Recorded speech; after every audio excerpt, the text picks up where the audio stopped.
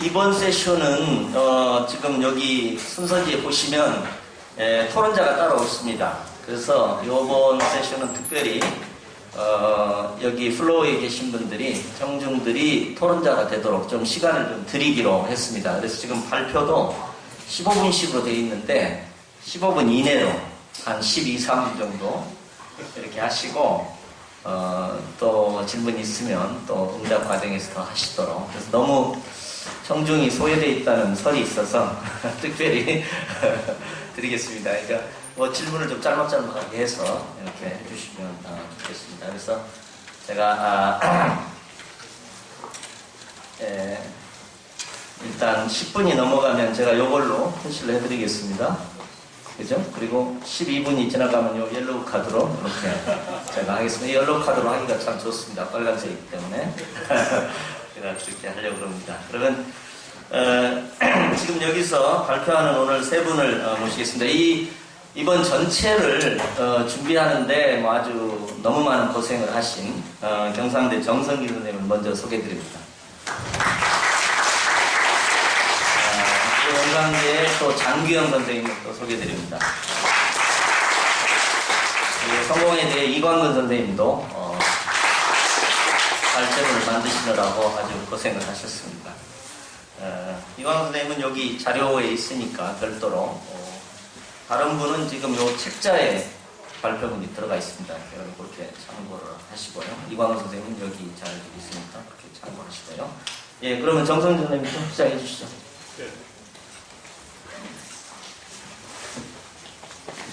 네, 방금 소개받은 정성진입니다. 너무 잘 해주셨어요. 감사드리고요. 바로 발표로 들어가도록 하겠습니다. 저희 발표문은 출판된 책자 단행본 267페이지서부터 수록이 되어 있습니다. 그래서 혹시 책자를 가지고 계신 분은 올 틈을 해주시면 좋겠고요. 그러니까 혹시 책자가 없신 분은 방금 전에 저희 출입구에서 소개했던 유인물, 그래프들이 흡사된 유인물을 참조를 해주시면 고맙겠습니다. 유인물에 나와 있는 그림들은 전부 책에 수록되어 있는 것입니다. 저의 발표는 지금 현재 이 마지막 전체의 세션이 한국 사회에서 반자본주의, 사회주의 대중화 전략이라고 되어 있는데 그것의 토대가 되는 우리 한국 사회, 한국의 경제의 현황, 한국 경제의 위기에 대한 논의가 되겠습니다. 제목이 한국 자본주의에서 위기와 축적의 절대적 일반 법칙, 이렇게 좀 거창하게 좀 붙여놨는데요. 이렇게 붙인 이유는 약간 좀 의도가 있습니다. 이러한 축적의, 자본주의적 축적의 절대적 일반 법칙이라고 하는 그러한 표현은 여러분들 자본론 읽으신 분들은 잘 아시는 대로 자본론 1권 7편 자본 축적에 있는 표현이죠. 막스가 이제 자본론 1권이면 막스의 가장 성숙한 경제 사상 1867년에 출판되었기 때문에 거기에서 이제 이야기된 것인데 이제 그걸 쓴 이유는 바로 오늘의 이제 경제 상황, 한국 경제의 상황을 설명하는 데 있어서 막스의 이런 논의가 대단히 적시성을 갖는다 이런 이야기가 되겠습니다.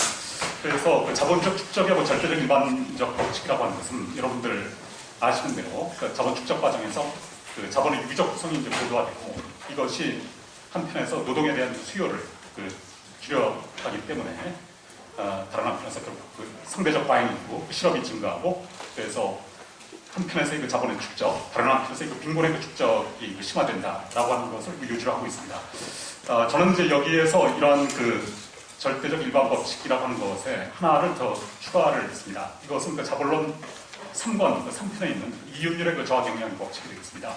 이윤율의 저하 경영 법칙은 막스가 정치 경제에서 이제 가장 중요한 법칙이다 이렇게 이야기를 했었죠.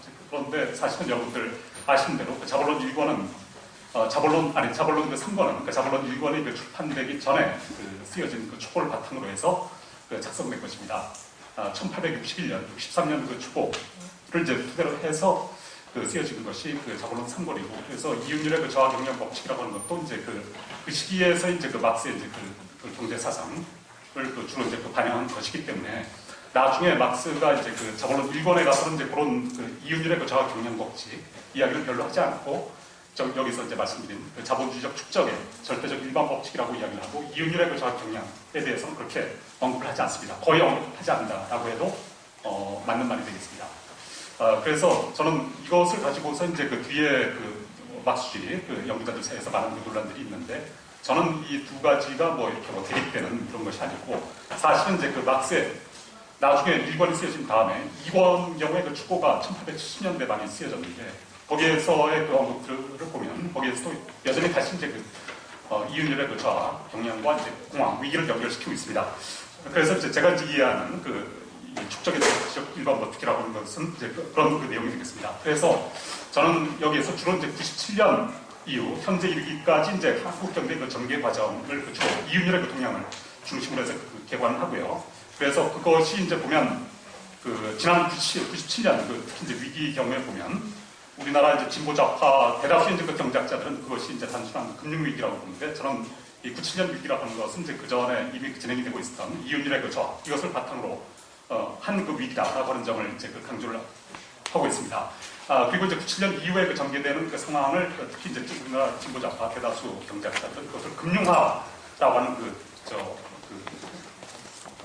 표현이라고 할까, 이제 금융화라고 하는 그 이론으로 이해를 하고 있는데 저는 그것이 이제 그 사실은 그 사실과 이제 부합되지 않는다 이런 점을 이제 강조를 하고 있습니다. 오히려 이제 거기에서 강조되어야 할 것은 여전한 이윤율의 저하 경향 그리고 그 과정에서 그 심화되고 있는 한편에서의 그 자본의 축적, 다른 한편에서 이제 그 이런 양극화 경향이다 그런 사실을 짚고 있습니다. 그리고 이제 요 이제 그 마지막 부분에서는 특히 이제 그 97년 이후에 이런 그 정교 과정은 그 이윤율의 그 저하 경향에 대한 그 자본 측과 이제 국가 측의 이제 그 반작용, 그 상세 경향이라고 하는 것이 주로 노동계급에 대한 그 착취의 그 강화라고 하는 형태로 진행이 되고 있고 또 다른 한편에서는 그 자본의 그 세계 시장 확장, 그러니까 자본의 그 세계화의 그 심화 이것으로 이제 진행되고 있다. 이것을 강조를 하고 있습니다. 그래서 거기 그 제시된 그 그래프들을 쭉 보시면요, 그러니까 한번 그림 9-1을 한번 보시면 우리나라 경제의 그 연평균 그 실질 그 GDP 그 증가율이 지난 20-30년간 계속 그 저하 추세에 있음을 볼 수 있습니다. 그리고 이것이 이제 98년에 그 마이너스 그 성장, 그리고 80년에 마이너스 성장이 있었죠. 이번 경우에는 이번 글로벌 경제 위기에서는 이제 이게 마이너스 보이지는 않았지만 역시 뚝 떨어졌습니다. 여기서 확인될 수 있는 것은 97년 이후에 이제 확실한 그 저성장 국면으로 들어갔다는 것. 그리고 그림 9-2에는 그것의 이제 배후에는 이윤율의 그 저하 경향, 장기적인 그 저하 경향이라고 하는 것이 깔려 있다는 이야기죠. 그래서 70년에서 2010년까지 이윤율, 제조업 부문의 이윤율을 이제 계산한 것입니다. 전에 제가 막스 한국경제라고 하는 책에서는 그 70년에서 2003년까지 그 데이터를 이제 했는데 이러한 것이 여전히 이제 여기서 확인이 되고 있는데 이 96년에 가장 저점을 찍죠. 그래서 97년 위기라고 하는 것은 이미 이제 80년에서 96년까지 이윤율의 그 저하 이것을 이제 바탕으로 해서 이제 터진 위기라고 하는 것. 그리고 그 뒤에 아까 말씀드린 대로 착취율의 그 강화를 통해서 이 저하는 그 이윤율을 만회하는 그 노력이 있었지만 여전히 이제 2010년 이 글로벌 위기 진행 과정에서도 여전히 이제 그 회복의 그 대단히 낮은 것이다라고 하는 것을 보여주고 있고요. 이걸 다시 이제 본 것이 그림 9-3에 그 이윤율의 이제 구성 요소를 가지고서 이제 이윤율의 그 동향을 이제 분석한 것입니다. 이윤율의 구성 요소를 크게 두 가지로 나오는데 아까 말씀드린 그 착취율이죠. 착취율이 높아지면 이윤율이 높아지고 낮아지면 이윤율이 낮아지는 것이고 다른 하나는 여러분들 잘 아시는 자본의 유기적 구성이 되겠습니다. 유기적 구성이 높아지면 이윤율이 떨어지고 이게 낮아지면 이윤율이 높아지는 것이죠. 자본의 유기적 구성을 저는 여기에서 그 산출 자본 비율의 역수로 이제 표현을 했는데요. 그래서 산출 자본 비율 그 역수가 아니면 그걸 그대로 가져가면 그건 이윤율하고 이제 같은 방향으로 움직이겠습니다. 여기서 보시면 그 그림 9-3에서 가장 위에 있는 그 네모 표시로 된 그래프가 요게 이제 착취율이 되겠습니다. 그리고 가장 아래, 맨 아래 세 번째 라인이 그 이윤율이 되고 그 중간에 있는 것이 그 산출 그 자본 비율이 되겠습니다. 그래서 여러분들 보시듯이 여기에서 이윤율의 그 저하 경향이라고 하는 것이 자본의 유기적 구성의 그 역수, 요것과 이제 거의 같이 이제 움직이고 있음을 확인할 수 있겠습니다. 그래서 이것은 바로 이제 막스가 이윤율을 그 자본의 유기적 구성으로 주로 설명을 했는데 이러한 그 막스의 그 이야기가 한국의 경우에도 대체로 이게 성립하고 있음을 이제 보여주는 그러한 그 사실이라고 할 수 있겠습니다. 그리고 그 착취율의 그 회복, 특히 이제 97년 이후에 그 착취율의 그 회복이 여기서 굉장히 적출의 그 상승이 두드러진다라고 하는 것을 이제 확인할 수 있겠고요. 이게 이제 그림 9-4에서 보면 이러한 그 적출은 두 가지로 변수로 나눠볼 수 있겠는데 생산성과 실질임금이 되겠습니다. 그래서 생산성이 그 실질임금보다 더 높으면 그 적출이 높아지는 것이죠.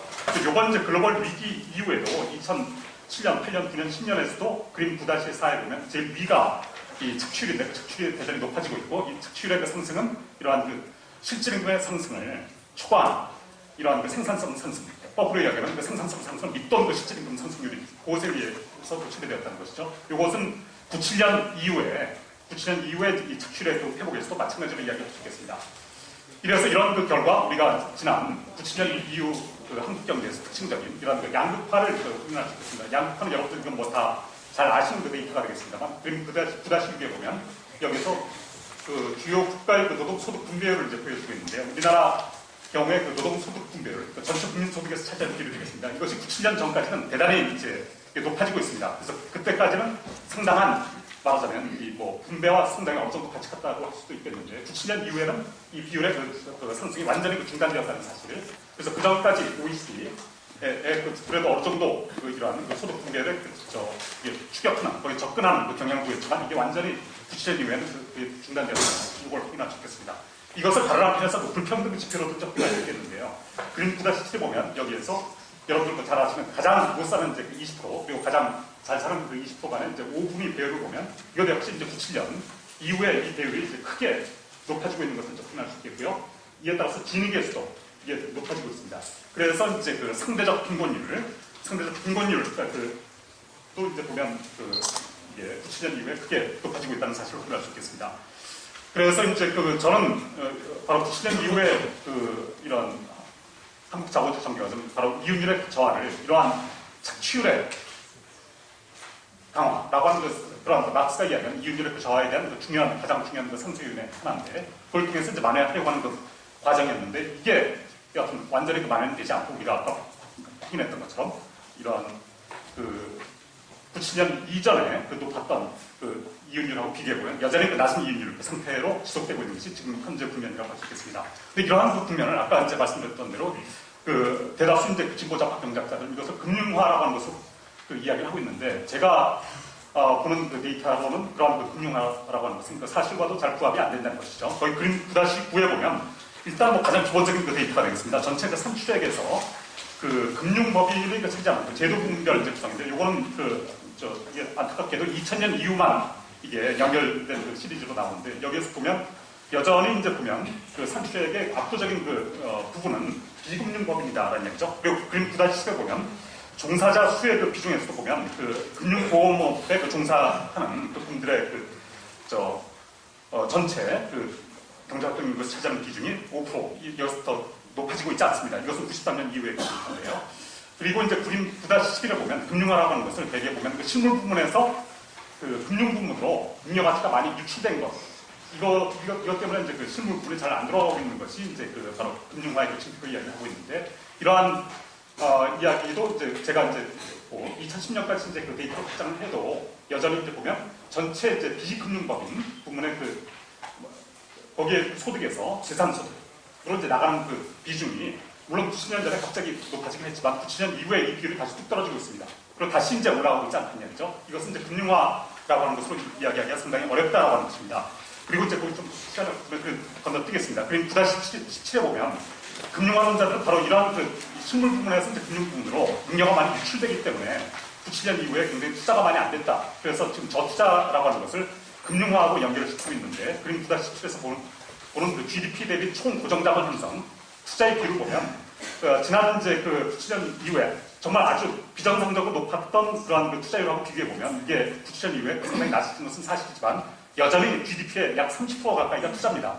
그래서 다른 뭐 일본이라든가 독일이라든가 스웨덴 이러한 고투자 국가들하고 비교해봐도 훨씬 높은 비중으로 투자가 이루어지고 있다는 것을 볼 수 있겠습니다. 그림 9-18은 그래서 지난 97년 이후의 과정은 오히려 이제 이런 금융화라기보다는 실무 부분에서 진행이 되고 있는 자본의 직접 집중의 심화라고 하는 것이고요. 뒤에 이제 거기 보면 광공업 부분에서 평균 집중률하고 일반 집중률 두 가지 데이터로 봤는데 이게 보면 2000년 특히 이제 이후에 이제 아주 크게 굉장히 높아지고 있는 것을 이제 알 수 있겠습니다. 다른 나라의 그 주요한 그 경향은 97년 이후의 그 과정에서 우리나라 자본의 그 세계화 경향이 대단히 두드러지고 있다는 것이죠. 그리고 이 부분에서 특히 이제 주목을 하고 싶은 것은 지난 2007년 글로벌 경제 위기 그 과정에서 그 세계화가 다른 그 선진 OECD 국가들 같은 경우에는 거기서 굉장한 타격을 받아서 세계화가 역행하는 그 추이를 보이고 있는데 우리나라 경우에는 그 그림 9-19에서 보듯이 그 2007년, 2008년, 2009년 다른 뭐 네덜란드라든가 독일, 미국, 일본 여기하고 비교를 해봐도 거꾸로 가고 있습니다. 그러니까 도리어 이제 이런 세계화를 통해서 위기를 돌파하려고 하는 이러한 그 과정이 여기서 확인이 되고 있습니다. 그래서 그 특히 이제 이런 세계화가 특히 중요한 것은 그림 9-23에서 이제 보시는 그 수출의 아주 급증이 되겠습니다. 특히 이제 97년 이후에 그 GDP에서 그게 수출이 크게 증가하고 있다라고 하는 것, 이걸 이제 확인할 수 있겠고요. 그래서 그 이런 수출의 그 증가라고 하는 것은 아까 말씀드린 이런 그 착취율의 그 강화를 지금 배경을 하고 있습니다. 그림 9-27에 보면 이러한 그 착취율의 그 강화라고 하는 것이 단위 노동 비용 지수로 이제 했는데요. 이러한 그 단위 노동 비용 지수가 그 지난 97년 위기 이후에 아주 급감했고 이번 그 위기에서도 글로벌 위기에서 급감했다 이것을 확인할 수 있겠습니다. 그래서 지난 97년 위기도 이제 보면 수출에 아주 급격한 증가를 통해서 돌파를 했고 이번 글로벌 위기도 한국은 상당히 비껴갔는데 이것도 보면 이러한 그 수출의 급증을 통해서 이제 그 대처를 한 측면이 있는데 그 바탕에는 바로 단위 노동 비용의 저하라고 하는 그 착취율 상승이 결여되어 있다. 이 점을 이제 그 말씀을 드리고 싶습니다. 예, 고맙습니다. 사실은 굉장히 흥미롭고 또 논쟁적인 지점입니다. 여기 책에도 있습니다만은 그 여러 가지 한국의 케인주의적인 경제민주화론자들이나 또 장하준 씨의 사회적 대타협론을 어떻게 보면 좀 정면으로 반박하는 그리고 외환위기와 그 이후의 일련의 과정은 자본주의 하의 일반적 과정에 의해서 충분히 설명될 수 있다. 그러니까 평균율 이윤율 하락이라고 하는 것에 대한 자본의 전략, 착취율의 강화를 통해서 그걸 해결하고 하려고 하는 내부적으로는 또 외부적으로는 자본 수출을 통해서 해결하려고 하는 그런 고전적인 어떤 의미에서는 그런 과정으로 파악되는 게 맞다. 이렇게 명확하게 말씀을 해주셨습니다. 고맙습니다. 나중에 또 이따 토론을 할 수 있으면 또 얘기를 해주시면 좋겠습니다. 지금 토론하면 안 되겠습니까? 예? 지금 토론하면 안 되겠냐고. 이따가 시간을 좀 전략하게 좀 모아가지고 해버리겠습니다. 제 발언권 이따 드리겠습니다. 예, 준비를 좀 해주십시오. 예, 그러면 장규현 선생님도 한 12, 3분만 써주시죠. 저렇게 질문하실 분이 많습니다. 예, 저 양해 말씀을 드리겠는데요. 이 책에 제가 여기 늦게 합류하는 바람에 책 여기 발표할 글을 싣지 못하고 예전에 발표했던 글을 대신 실었습니다. 그래서 그런 대신 실은 글이긴 하지만은 한국 사회와 반자본주의 대중화 전략에 맞는 글이니까 같이 좀 읽어주시기 바라고요. 오늘 발표할 글은 프린트물로 보셔야 될 것 같습니다. 프린트물 다 받은 저 앞에 지금 나눠주고 있는 건가요? 그 많이 안 받으신 분은 저기서 다들 프린트물로 받으시면 될 것 같습니다. 이 프린트물에 있는 오늘 발표할 글의 제목은 한국의 계급구조와 이데올로기라는 것인데요. 한국의 계급들이 요즘 어떤 변형을 겪고 있는가에 대한 분석입니다. 불평등이라든지 양극화라든지 비정규직 이런 연구는 많이 있는데 이것과 관련된 문제이긴 하지만 이걸 계급구조와 연결시켜서 하는 연구는 별로 없었던 것 같습니다. 계급 개념이 계급 얘기가 요즘 별로 중요하지 않게 여겨져서 그런지 모르겠지만 그렇지만 저는 계급 분석이 여전히 유효하다고 믿습니다. 계층이라는 건 뭐 소득이나 단순히 소득이나 사회경제적 지위에서 따라서 층화하는 뭐 계층 개념은 그걸로도 물론 이 양극화나 이런 것들을 지표를 볼 수 있지만 당연히 볼 수 있지만 그런 계층 개념과는 달리 계급은 구조적인 생산관계의 위치를 중시하는 거고 생산관계에서의 위치에 따라서 사회경제에 대한 이해관계와 의식이 다를 것이라는 가정에 근거하고 있는 것이죠. 그래서 우리가 계급 분석을 왜 하냐라고 한다면 생산관계 차원에서 형성되는 구조적 이해관계와 의식의 문제를 탐구하고자 하기 때문이다라는 것입니다. 그래서 결국 구조적으로 보면은 자본 축적 방식, 자본 축적이 계급 구조를 만들어내는 것이고 그 계급 구조에 따라서 사람들의 그 계급별의 경험과 의식이 형성되는 것이고 이런 것이라고 얘기할 수 있습니다. 그렇기 때문에 사실 여기 이 수서가 굉장히 맞다고 생각하는데 자본 축적을 먼저 하시고 제가 계급 구조를 하고 그것에 대해서 이광우 선생님께서는 계급 투쟁과 노동운동에 대해서 말씀하신 이런 구조, 이런 논리 순서가 될 것 같습니다. 근데 먼저 분석을 말씀드리기 전에 계급 분류, 여기서 계급을 어떻게 분류하고 있는가를 좀 말씀을 드려야 될 것 같습니다. 왜냐면 계급 분류 자체가 굉장히 논쟁적이니까요. 그 마르크스주의, 고전적인 막스주의 계급 분류에 따르면 뭐 생산수도 소유 여부에 따라서 뭐 부르주아 자본가 계급, 뿌띠부르주아 중간 계급, 프롤레타리아 노동자 계급 이렇게 나누는데 그 이후에 신중간 계급 논쟁이 있었죠. 사실 기업의 경영관리나 뭐 전문기술자나 전문가나 관리자 이런 사람들은 어떻게 해야 되는가. 이 사람들도 분명히 피고용자이긴 하지만 뭐 고소득이고 노동시장에서 유리한 위치를 차지하고 있는데 무산자라는 뜻의 프롤레타리아라고 부르긴 되게 어려웠고 그래서 이 예전에 자연계급을 의미하는 부르주아하고는 매우 성격이 다르긴 한데 이 부르주아와 프롤레타리아 중간에 있다는 의미에서 신중간 계급이라고 통칭되었는데 뭐 여기에 대한 논쟁은 굉장히 많지만 그거는 뭐 넘어가도록 하고 그거는 이 글에서 얘기할 수 있는 건 아니고요. 어쨌든 이 글에서도 신중간 계급이라는 걸 부정을 합니다. 근데 이거는 막스주의에 어긋나는 것이다라고 생각하진 않고요. 저는 그렇게 생각하진 않습니다. 왜냐면 노동자 계급이 뭐 자본가 계급이나 뭐 뿌띠부르주아나 다른 점은 자신의 노동력을 판매해야 된다는 점인데 이 노동력 판매라는 건 어떤 의미를 갖고 있느냐 생각하면 노동력을 판매해야만 생계를 유지할 수 있다라는 뜻 하나와 일단 판매된 노동력을 자기 마음대로 사용할 수 없고 그 지시와 감독에 따라야 된다 이런 두 가지 뜻을 갖고 있다는 것이고 이게 부르주아 계급이나 특히 중간 계급, 자연 계급과 구별되는 지점인데 이 전문가라든지 전문가라든지 관리자 같은 경우는 이 두 측면 중에서 후자의 측면, 즉 노동 과정에서의 상당한 자율성을 갖고 있다라는 측면에서 좀 구별될 수 있다라고 생각합니다. 여기 여러 교수님들 많이 계시는데 교수님들 생각해보면은 그렇죠. 사실 노동 과정에서 상당한 자율성을 갖고 있는 거고 그런 면에서 노동자 계급과 완전히 일치한다라고 얘기할 수는 없다라고 말씀드릴 수 있을 것 같습니다. 그래서 그런 계급을 이제 신중간 계급으로 했고요. 노동자 계급은 흔히 얘기하는 하급사무직, 흔히 얘기하는 화이트 칼라, 그다음에 생산직의 블루 칼라, 그다음에 서비스 펀드미지, 요즘은 핑크 칼라라고 하는데 핑크 칼라, 그다음에 가장 하층의 단순 노무지 이렇게 해서 4개의 분파로 나눴습니다.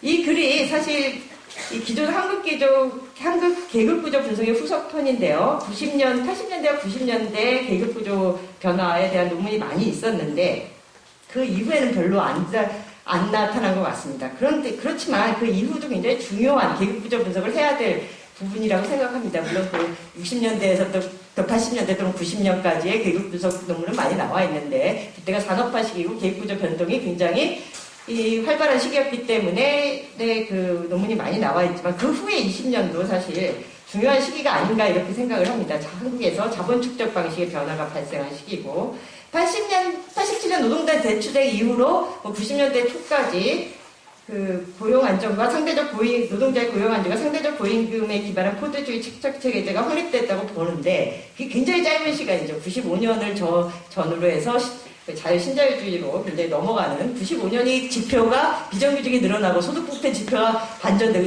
이 반전되는 경향이 보이는 게 95년을 기점으로 한 반전되는 경향을 보이고 다 아시다시피 98년 확신자유주의가 강제적으로 되는 그런 시기고 지금까지 계속 들어오고 있는 시기인데 이 시기를 계급 분석을 하는 것도 굉장히 중요하다라고 생각을 합니다.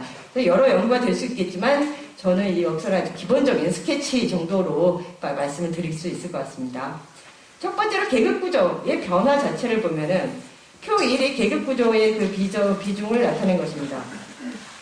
뚜렷한 경향을 보이는 거는 부중간 계급은 비중이 축소되고 노동자 계급은 조금씩 올라간다라는 걸 가장 눈에 띄는 게 부중간 계급이고 노동자 계급은 부중간 계급의 축소, 노동자 계급의 증가인데 이때 90년대까지 부중간 계급도 물론 이런 현상이 있었습니다. 근데 그건 대부분은 산업화에 따른 농림업의 대표적인 축소 때문에 그렇다라는 얘기가 있는데 그러면 이 경우에도 이후에도 그런가를 보면 실제로 보면은 표 2에서 보는 겁니다. 농림업 이렇게 해서 보면 농림업에서 종사하는 자영자는 95년에 전체 경제활동 인구의 10.6%에서 2010년에 5.9%로 줄어서 구중간 계급 비율이 전체적으로 축소된 것에 상당 부분 기여하고 있다는 거죠. 산업화 시기의 급격한 감소 비율하고 비할 바가 못 되지만 농림법, 산업 부분의 위축이 구중간 계급의 감소에 중요한 요인은 되고 있지만 반드시 그것만이 다는 아니다. 실제로 자영이 많았던 도소매 부분이나 숙박 음식업 부분은 자영 비율이 현저하게 낮아지는 대신에 피고용 비율이 늘어나고 있는 게 굉장히 현격하게 나타나는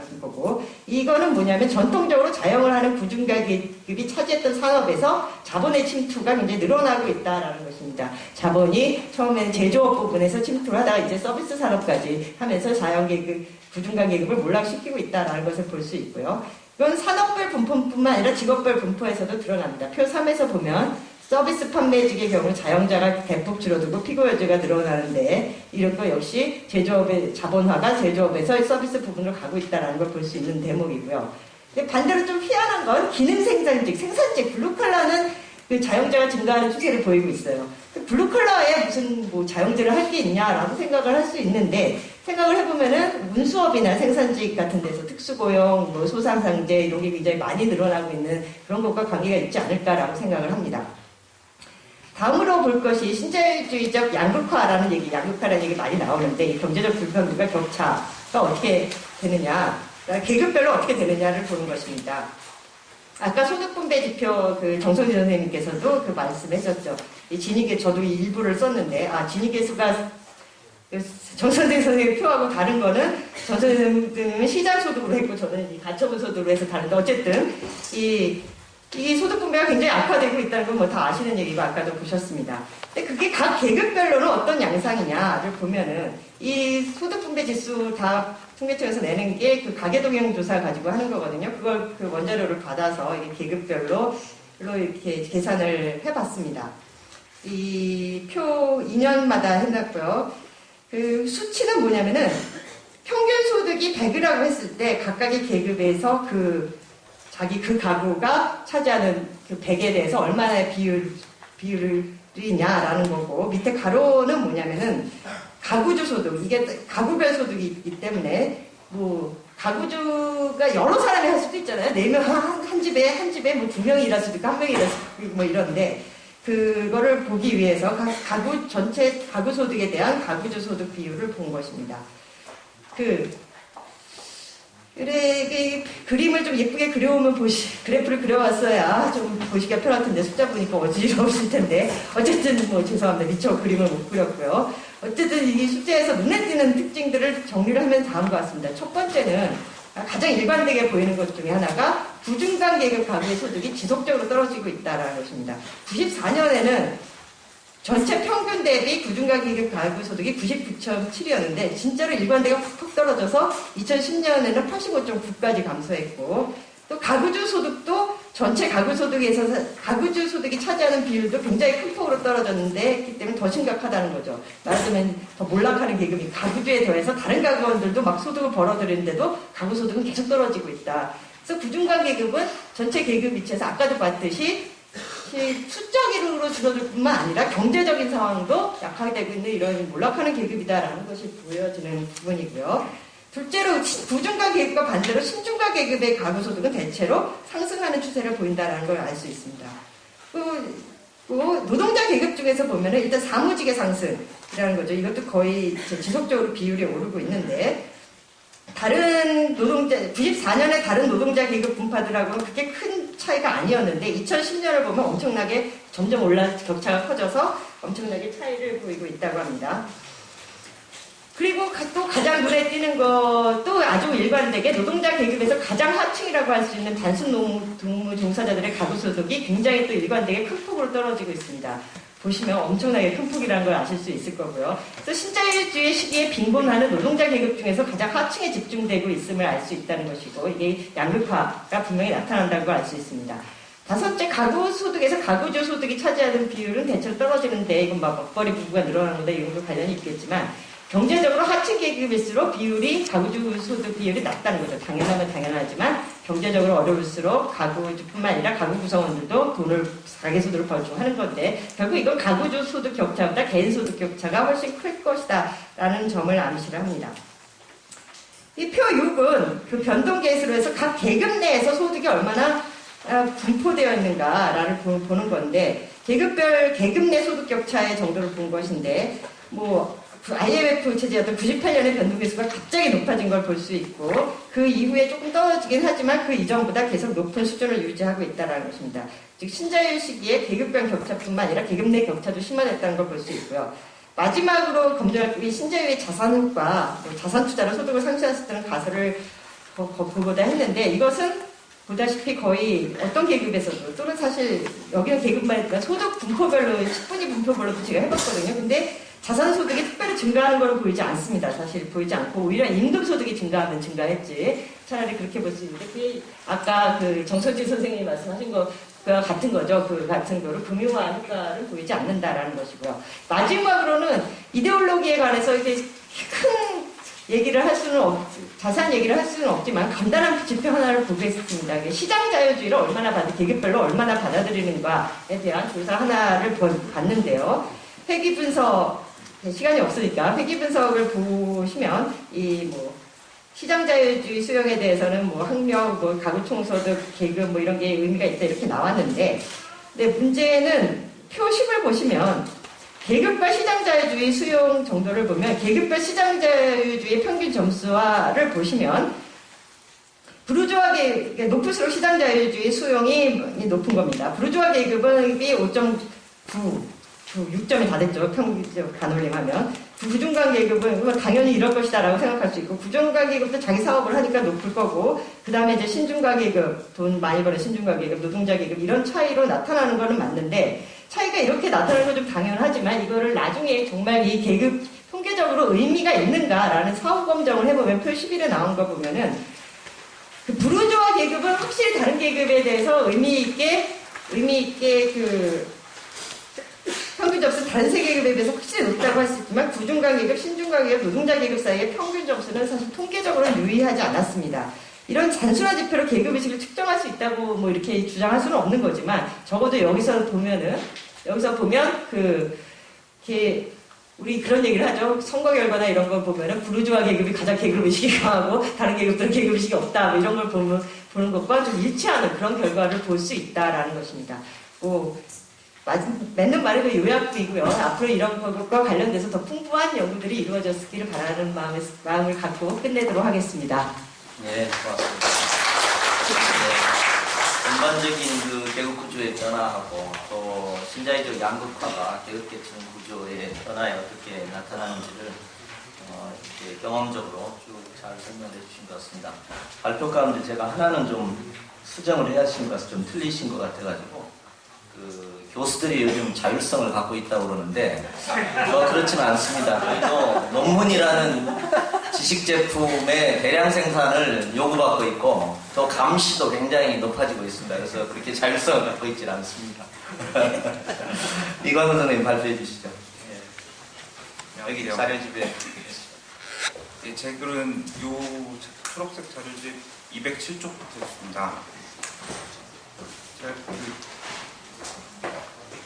계급투쟁이라는 무거운 주제로 글을 쓰라고 하셔갖고 쓴다고 썼는데 이게 원하시는 계급투쟁인지 아닌지는 잘 모르겠습니다. 어쨌든 저는 사회학이나 정치학에서 나왔던 그 노동체제 논의를 전개로 기본으로 해갖고 한국의 그 계급정치 양상이 어떻게 바뀌었는가 이거를 좀 봤고요. 그래서 기존의 좀 노동체제 논의를 잠깐 말씀을 드려야 될 것 같은데 일단 노동체제 논의는 한국의 국가 자본 노동을 그 세 계급 행위 주체로 보고 어떤 경우에는 한국노총과 민주노총을 이제 분리하게 하는데 그런 계급 정치 주체 간의 전략적 상호작용 이런 것에 이제 초점을 맞춥니다. 그리고 1987년부터 경제위기까지의 시기를 1987년 노동체제라고 일컫고 이 1987년 노동체제의 시작과 끝은 노동자 대중의 그 동원과 그리고 그에 이은 그 법률 개정 이런 걸로 이제 규정이 되고요.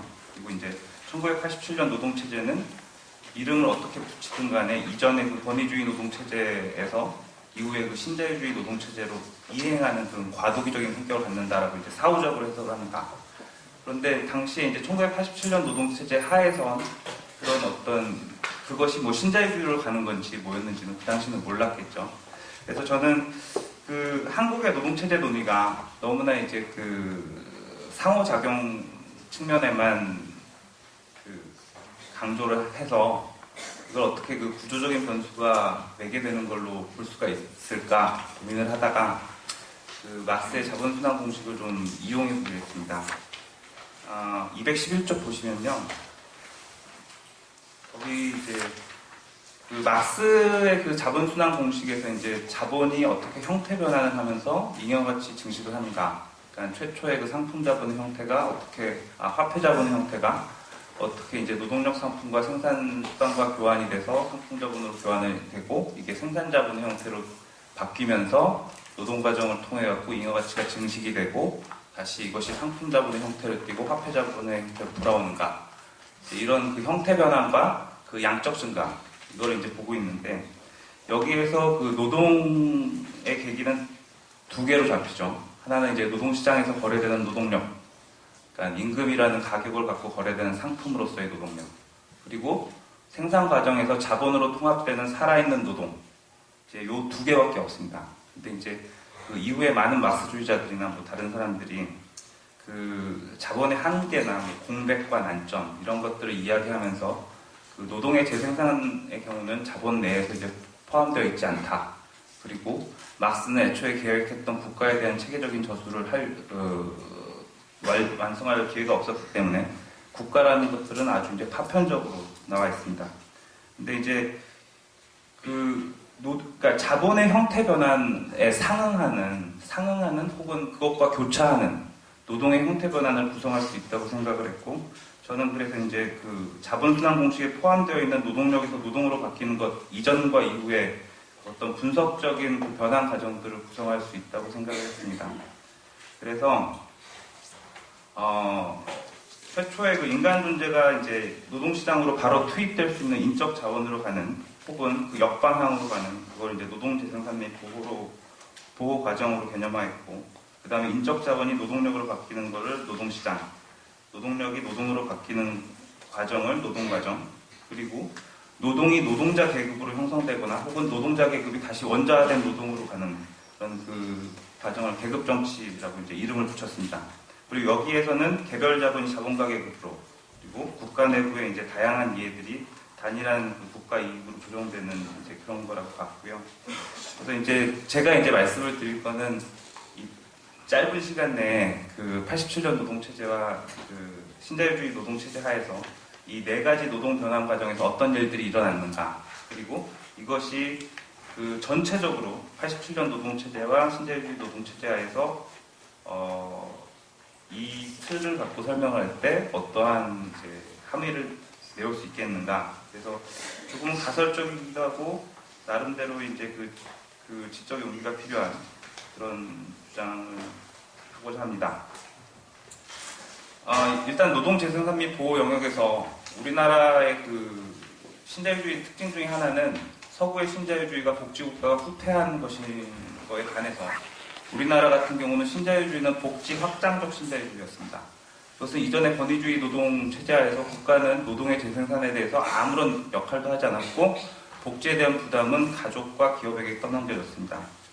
그리고 이제 87년 노동 체제에서부터 이제 슬슬 그 여러 가지 복지 제도들이 정비가 되고 그러다가 그 경제 위기를 거치면서 노동시장 유연화에 대한 어떤 보완책으로서 그리고 자본의 그 기업 구조 조정에 대한 당근으로서 이제 본격적으로 생산적 복지 프레임 같은 것들이 이제 들어오죠.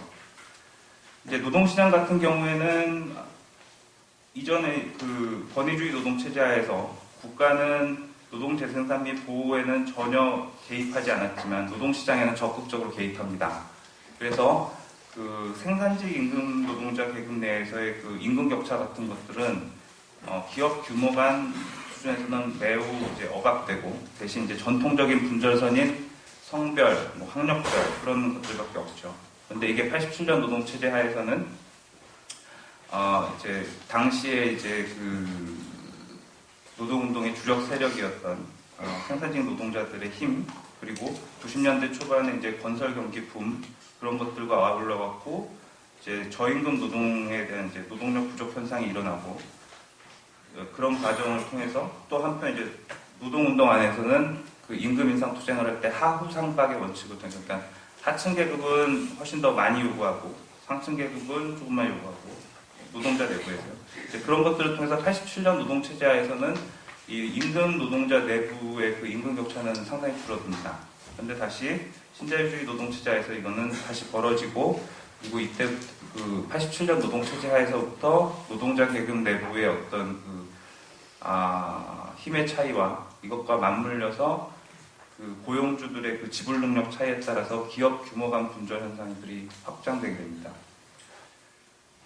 그리고 이제 노동 과정에서는 그러니까 87년 노동체제 처음에 왔을 때 한 89년 정도까지 자본은 이제 어찌할 바를 모르다가 이후에 공안정국 89년부터 그 공안정국이 다시 이제 들어서면서 그 국가에 잠시 의존을 했다가 결국에는 신경영 90년대 초반에 신경영 전략이나 이제 그런 것들을 통해서 개별적으로 다시 작업장 내부에서 노동에 대한 우위들을 확보해 가려는 노력들을 합니다. 이 당시에는 이제 일본식 경영 방식이나 이제 그런 것들이 많이 도입이 됐고요. 그런데 이제 이게 그 신자유주의 노동체제 하에서 경제 위기 이후에는 기업 간 뭐 합병이나 이제 그런 것들을 통해서 일본식 노동체제랑은 좀 떨어진 어떻게 보면 한국식의 그 착취 과정은 계속 그 높은 수준으로 유지를 하면서도 그 노동시장에서의 유연화를 이용해서 작업장 내부에서 정규직 노동자와 비정규직 노동자 간의 신분 격차가 확대되는 이제 그런 것들로 고착이 됩니다. 또 계급정치 영역은 사실상 그 계급정치 영역이 이 앞에 그 세 가지 노동 변환 과정과 이제 다른 점은 계급정치는 그 게임의 룰을 다루는 데입니다.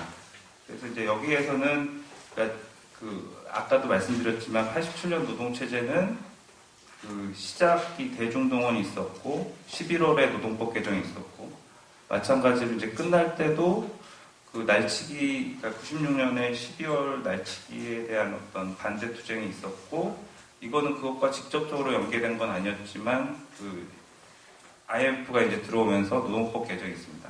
체제의 변환이라는 거는 이처럼 그 법의 개정이나 그런 것들을 통해서 제도화된 어떤 새로운 상호작용 양식을 이제 마련을 한다는 건데요. 이제 권위주의 노동체제에서는 사실상 계급정치의 영역이 없었다고 봐도 될 것 같습니다. 왜냐하면 노동자 계급을 말하기에는 일단 뭐 장전 선생님 그 말씀하신 것처럼 이제 계급 위치 수준에서 직자적 계급 수준에서 노동자 계급을 얘기를 할 수 있을지 모르겠지만 계급정치 주체로서의 노동자 계급을 얘기하기에는 뭐 물론 노동자들의 투쟁이 있긴 했지만 부족했다고 생각을 하고요. 이 계급정치 영역이 이제 제대로 형성이 된 건 이제 87년 노동체제 하에서였고, 그리고 이거는 신자유주의 노동체제 하에서도 계속 지속이 됩니다. 왜냐하면 당시 이제 그 노사정위원회에서 교환에 대한 어떤 반대 극부로서 이제 제시를 했던 게 뭐 그 민주노총 합법화나 정규조 합법화나 뭐 이제 그런 것들이었죠. 그리고 그 다음에 이제 산별노조 같은 것도 이제 만들 수 있었고.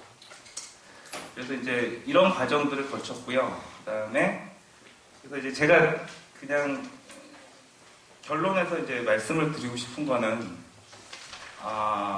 이게 이제 87년 노동체제 하에서 그리고 제가 신자유주의 노동체제가 끝났는지 안 끝났는지 잘 모르겠는데 그러니까 그 87년 이후부터 지금까지 이 노동자 계급의 정치는 어떤 작업장 내부에서의 상대적으로 동질적인 그 작업장의 그러니까 정규직 노동조합원들의 지지에 기반한 그런 운동이었다고 생각을 하고 이 생산의 정치를 계급 정치의 영역으로 확장을 해갖고 제도 정치를 바꾸는 이제 이러한 노선이었다고 생각을 하는데 그 노동시장 유연화와 아울러서 더불어서 생긴 그 제도적 변화는 더 이상 이런 식의 모델을 불가능하게 하는 것 같습니다. 그러니까 이제 그 작업장 수준에서도 그렇고 사회적인 수준에서도 그렇고 과연 우리가 계급 정치 주체로서 하나의 노동자 계급을 얘기할 수 있는가? 저는 없다고 봅니다. 그래서 그렇다면 어떻게 해야 되나? 실제로 제가 되게 두려워하는 거는 계급 정치라는 것이 없는 노동체제. 그러니까 권위주의 체제 하에서의 그런 노동 체제 형식으로 돌아가지 않을까 싶은 이제 그런 우려가 있는데, 그렇다면 이제 어떻게 해야 되는가? 저는 그래서 이게 좌초되긴 했지만 사회연대 전략이나 아니면은 기본소득론이나 그런 것에서부터 시작을 해야 되고, 저는 이거는 생산의 정치에서 시작이 되는 게 아니라 노동의 재생산과 보호의 영역인 재생산의 정치, 이런 데서 이제 시작을 해야 되는 게 아닌가, 그렇게 생각합니다. 그러나 누가 이것을 할 것인가? 그건 저도 잘 모르겠습니다. 예, 고맙습니다. 예.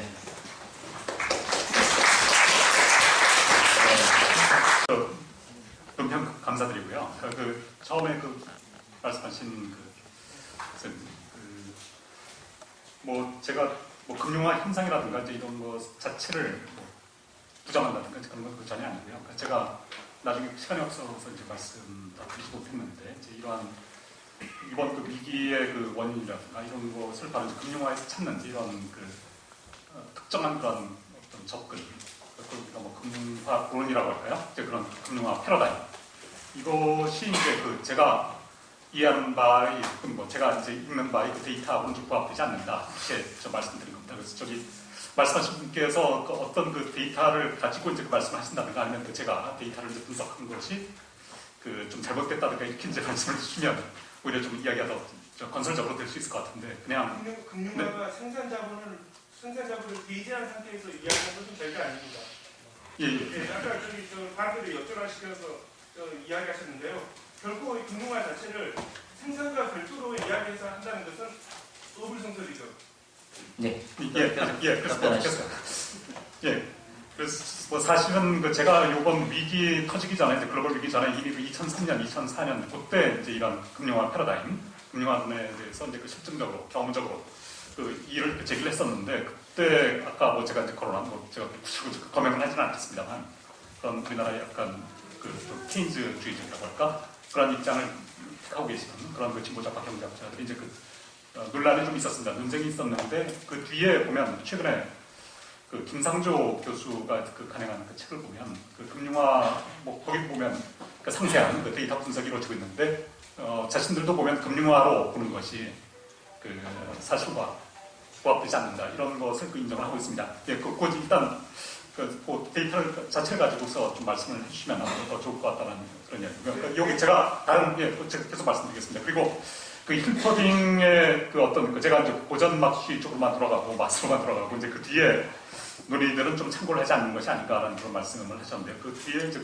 막스는 해석한데도 굉장히 여러 가지 입장이 있을 수 있을 것 같고요. 그래서 힐퍼딩과 같은 식으로 이제 물론 힐퍼딩이 이제 막스가 다 미처 개척하지 못한 화폐 신용 분야에서 중요한 그런 논의들, 그리고 그런 견해를 발전시킨 것은 사실입니다. 하지만 그럼에도 불구하고 이제 막스를 해석하는데 여러 가지 입장이 있을 수 있는데, 저는 힐퍼딩이라든가 이제 이쪽으로 이어지는 방식, 그리고 그걸 나중에 금융화 패러다임으로 이제 연결되는 이러한 논의는 이견을 좀 가지고 있습니다. 그래서 그거 자체가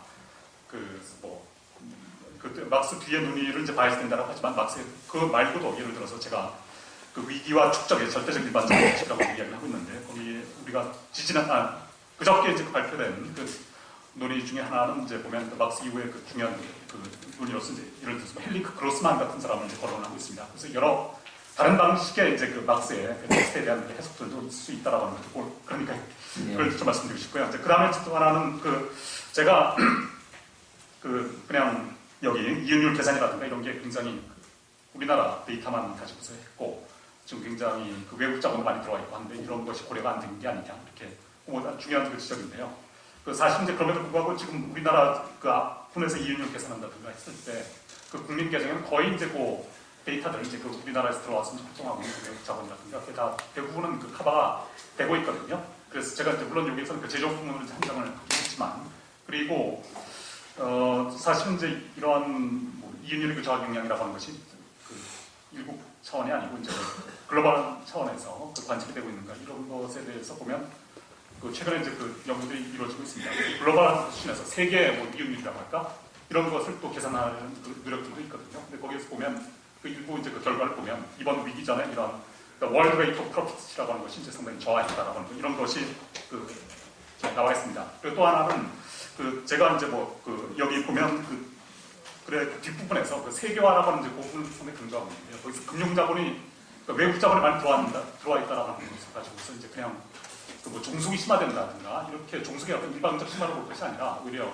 이런 위기의 심화에 대한 어떤 그 자본, 대응으로 좀 봐야겠고요. 그래서 그걸 저는 여기 보면 주로 이제 수출에 급격한 것입니다. 이런 실물 부분에서도 이제 이제 파악이 될 수 있다. 여기 보면 배당금 지급이라든가 아니면 주식 지분에서 외국인 소유의 아주 높은 비중, 그러니까 최근에 7년 이후에 많이 증가했다가 이제 좀 떨어지는데 또 최근에 다시 증가하고 있거든요. 그래서 그런 사실에 대한 언급도 여기에 좀 제시가 되어 있습니다. 제 글이 이렇게 잘 못 쓴 글이다라고 말씀을 하시면 겸허히 인정을 할 수밖에 없습니다. 근데 이제 생각이 다른거나 이제 그런 부분에 대해서 그리고 이제 제가 표현이 분명하지 못하다 무슨 말인지 모르겠다 그런 것도 다 이제 인정을 하는데 이제 쟁점을 몇 가지 만들 수 있을 것 같습니다. 그러니까 노동시장, 그러니까 제가 아까 협상이나 이제 그런 걸 얘기를 했을 때 그럼 이거 조직노동의 신자유주의 받아들이라는 거 아니냐라고 이제 말씀을 하셨는데 저는 이건 조직노동이 받아들이든 받아들이지 않든 일단 노동시장 수준에서 개별 노동자들이 다 받아들이고 있다고 생각합니다. 그리고 이거는 자본주의에 대한 반자본주의 투쟁 일반이 겪는 문제인데 우리는 자본주의 안에서 살면서 자본주의에 대해서 투쟁해야 됩니다. 이거 신자유주의도 마찬가지입니다. 이 문제 어떻게 할 것인가? 그러면은 협상하지 말고 정면 돌파하려면은 어떻게 해야 되는가? 정면 돌파할 수 있는가? 우리 힘이 그렇게 되는가? 아니라고 봅니다. 그리고 비정규 노동자 그래서 안 보인다. 이거 인정하고요. 그리고 사회연대 전략에 대해서 이제 많이들 반론을 펴주셨는데 저는 사회연대 전략 같은 경우 오건호 선생님 말씀하신 거는 저는 지금 노동이 거의 유일하게 개입할 수 있는 수단이라고 봅니다. 이거 말고 그러니까 철탑 제가 그분들의 투쟁의 함이나 이제 그런 것들이 의미가 없다고 평가를 하는 것이 아니라 그러니까 사회적으로 이슈를 만드는 게 그러니까 희망버스가 떠나버리면서 희망은 사라집니다. 현장에서. 저는 그런 식으로는 안 되리라고 생각을 하고 이 제도에 뭔가를 남길 수 있는 의제들을 만들어내야 되는데 지금 진보 정당들 다 꽉 난 상황에서는 이거는 민주노총 수준에서 만약에 민주노총이 살아날 여력이 있다면 해야 된다고 생각합니다. 그리고 하나만 더 하겠습니다. 생산의 정치랑 재생산의 정치, 저의 표현의 부족함과 그런 것들을 다 인정하면서 또 이제 말씀을 드리자면은 생산의 정치가 자본과의 힘겨루기에서 어느 정도 효과가 있을 겁니다. 하지만 대국민 설득력에서는 오히려 역효과가 훨씬 더 클 겁니다. 그리고 정치를 한다고 했을 때 우리는 대자본 투쟁뿐만 아니라 어떻게 한국의 계급 정치 지형을 바꿀 것인가. 상층 계급의 계급 투표와 하층 계급의 계급 배반 투표로 이렇게 드러나는 이 현상들을 어떻게 바꿀 것인가. 누가 바꿀 것인가. 이거를 고민을 해야 되는데 생산의 정치가 과연 아직도 유용할까요? 저는 아니라고 생각합니다. 그리고 생산의 정치는 서구에서는 포도주의 시기에 한국에서는 1987년 이후에 나타난 거지 막스가 얘기했던 계급 투쟁이나 그런 거는 노동조합이나 정당이 뭘 바꾸는 그런 게 아니었죠. 들고 일어나는 거였습니다. 그리고 거기에서는 생산의 정치가 아니라 재생산의 영역, 먹을 것, 살 곳 이런 거의 문제였죠. 파리 꽃면에 나갔던 투사들 중에서 75%는 실업자였습니다. 이상입니다. 네. 사실은 논의하기로 말하면 지금 발표자들 사이에서도 사실 정선생 같은 경우는 훨씬 더 강력한 반자본주의 투쟁, 급진적인 생산 정치, 이런 것을 계급 정치 중심으로 놓아야 된다. 이렇게 지금 사실은 말씀하고 있는 겁니다. 이윤율 분석을 하고 있지만. 그러니까 여기서도 논의가 있을 수 있고 이렇게 있지만 2부에서 더 풍부하게 토론을 하기 위해서 그걸 좀 밀어넣도록 하겠습니다.